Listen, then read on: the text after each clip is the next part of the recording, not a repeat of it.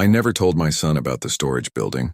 Not because I didn't trust him, not because I wanted to keep secrets from my only child.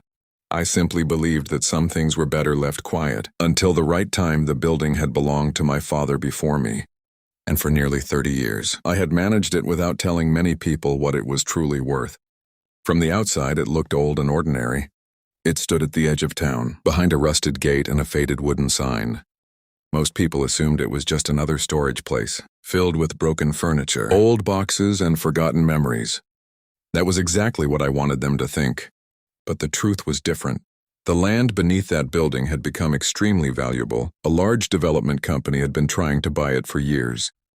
I had received offers that could change a person's life, but I never accepted any of them. The building was more than property to me. It was my father's legacy, and one day I planned to give it to my son. My son, Daniel, had always been a good boy. He worked hard, respected people, and never asked me for money. When his mother passed away, he stayed close to me. We ate dinner together every Sunday, and he often helped me repair things around the house. For years I believed he would always remain that way. Then he met Vanessa at first. She seemed charming. She had a bright smile, expensive clothes, and a way of making everyone feel as if they were important. Daniel was completely in love with her. He told me she was kind, ambitious, and different from anyone he had ever met. I wanted to believe him when they got married. I gave them my blessing and a modest wedding gift. I also helped them make a down payment on a small house. Vanessa thanked me politely, but I noticed something strange. She never asked about my health. She never asked about my life. She only asked questions about money. How much did Daniel's mother leave behind? Do you own this house? Are you planning to retire soon? At your age, wouldn't it be easier to sell everything? At first I ignored it. I told myself she was only curious, but her questions became more direct over time. One afternoon she came to my house while Daniel was at work. He sat across from me and looked around the living room. "This house must be worth a lot," she said. "I suppose it is." I replied, "And you don't have any other properties?" I looked at her quietly. "Why do you ask?" She smiled. "I'm only thinking about the future. Daniel and I want children someday. It would be nice to know what kind of support we'll have." Her words sounded reasonable, but something in her voice felt cold. I changed the subject after that day. I decided not to tell Daniel about the storage building. I had planned to reveal it to him when I retired. The ownership documents were already prepared. His name was written in my will, but I wanted to wait until I was sure he understood the value of responsibility. Months passed, then Vanessa began encouraging Daniel to ask me for money. At first it was small amounts. They wanted a new car, then they wanted to renovate their kitchen. After that, they wanted to take a vacation.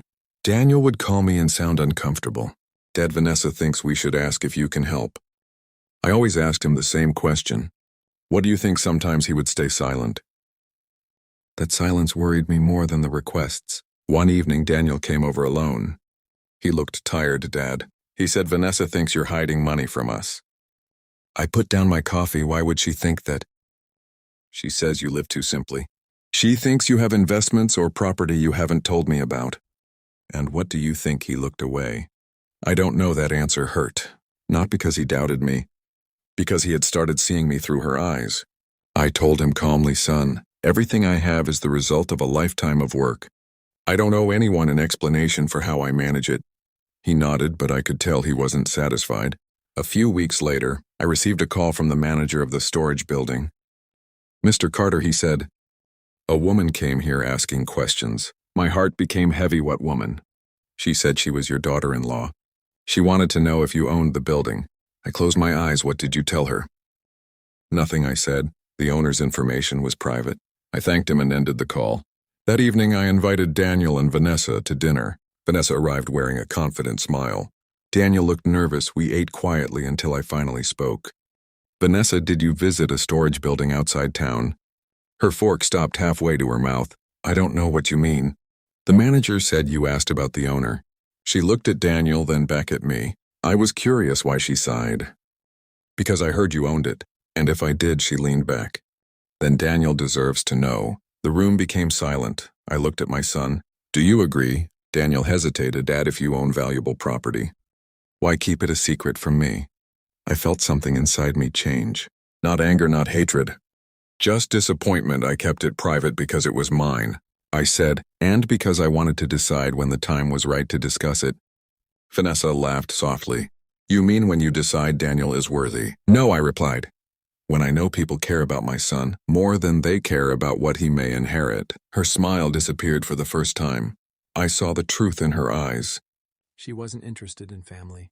She was interested in security, comfort, and wealth, and she believed marrying my son gave her a right to all three. After dinner, Daniel barely spoke to me for several months. He stopped visiting. Vanessa told relatives that I was selfish and controlling. She claimed I was hiding money while my son struggled. The truth was that Daniel had a good job and a comfortable home. But Vanessa wanted more.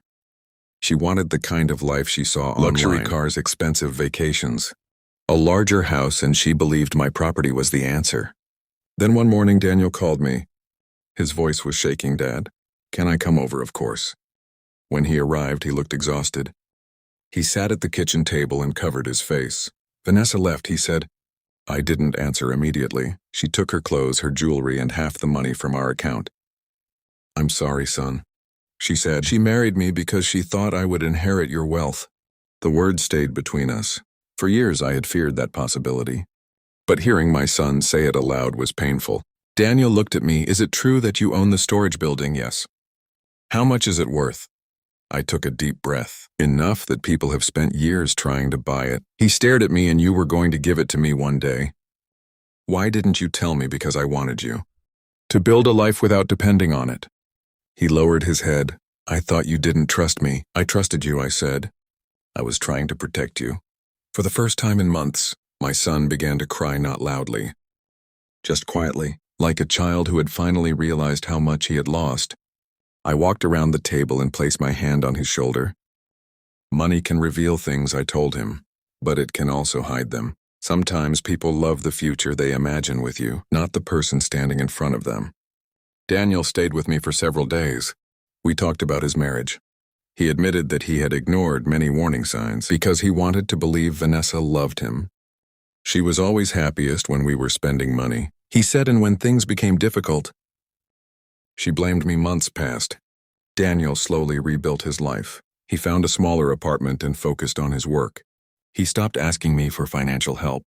Instead, he started visiting every Sunday again. One afternoon, he brought tools and helped me repair the old fence around my house. We worked quietly for hours. Then he said, Dad, I don't care about the storage building anymore. I looked at him. You don't? No, I want to earn my own life. If you leave it to me someday, I'll be grateful. But I don't want it to be the reason I stay close to you. That was the moment I knew my son had returned. Not to the person he was before, but to someone wiser. A year later, I took him to the storage building. He had never seen it. We stood outside the old gate while the evening sun covered the land. This is your grandfather's building, I said. Daniel looked around. It doesn't seem like much. It isn't about what it looks like. I handed him a key. What is this? The key to the office. He opened the door. Inside were old records, family photographs, and documents from 3 generations. At the back of the room was a framed picture of my father. Daniel stared at it for a long time. I understand now, he said. What do you understand? Why you kept it quiet? I smiled. The building was valuable, but its greatest value wasn't money. It was the lesson it carried. Some people enter your life because they love you. Some enter because they love what they think you can give them. The difference is not always visible in the beginning. Sometimes you only discover it when the money disappears. The promises become difficult and life stops being convenient. Vanessa believed she had married into wealth, but she never understood that real wealth was sitting at our Sunday dinner table. It was trust, it was loyalty, it was family, and those were things money could never buy. I never told my son about the storage building because I wanted him to learn to stand on his own in the end. The secret didn't destroy our relationship, it saved it, and when the time finally came, I knew I could give him the building without fear, not because he needed the money, but because he had finally learned that love should never come with a price.